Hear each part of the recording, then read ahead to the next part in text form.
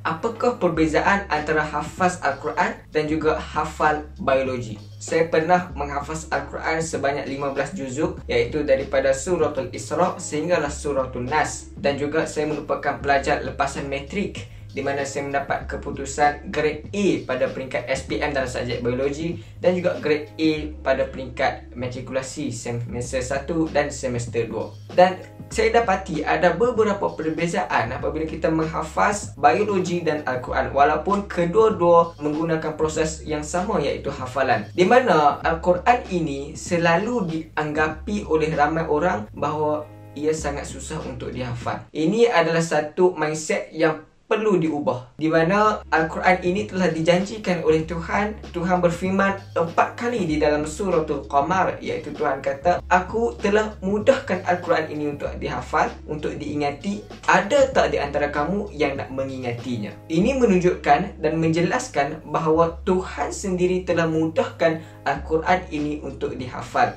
Dan mudahnya Al-Quran ini untuk dihafal, ia berkait dengan niat kita untuk menghafal Al-Quran, di mana Nabi pernah bersabda, innamal a'malu binniyat. Setiap amal kita itu dimulakan dengan niat. Kalaulah niat kita untuk menghafal Al-Quran itu baik, maka nescaya kita akan menjadi lebih mudah untuk menghafaz Al-Quran hari demi hari. Tetapi apa yang kita perlukan untuk menghafal Al-Quran adalah kita perlukan ketekunan dan keazaman yang kuat supaya tidak mudah give up ataupun surrender. Dan ia sangat berbeza dengan hafalan biologi, di mana biologi ini kita lebih kepada hafal proses dan fakta. Dan perbezaan yang sangat ketara adalah saya pernah buat satu eksperimen, di mana apabila saya menghafaz Al-Quran dan selepas daripada itu, sudah tentu saya hanyalah manusia biasa. Saya juga melakukan dosa, walaupun dosa itu dikategorikan dosa kecil. Selepas daripada itu, kita ada kecenderungan untuk lupa ayat yang dihafal, maka kita perlu mengulang semula. Sedangkan pada biologi, saya pernah hafal satu proses biologi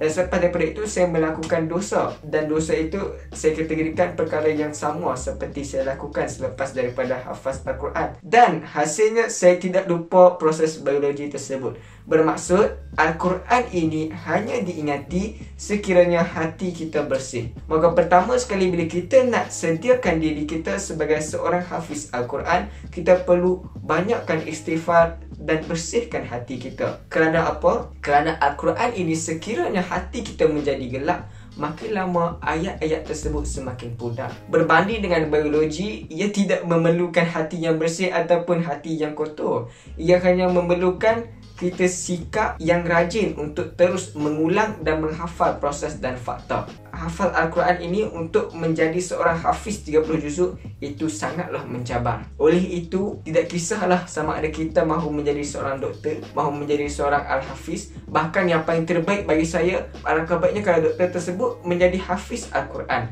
supaya kita dapat dua benda dalam kehidupan kita, iaitu kita dapat akhirat dan kita dapat dunia. Di samping kita merawat pesakit dari segi fizikal mereka, kita juga dapat merawat pesakit dari segi mental.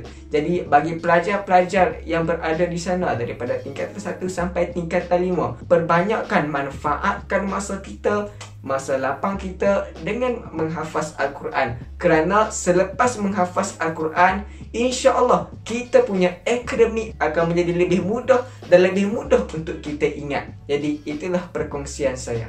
Terima kasih.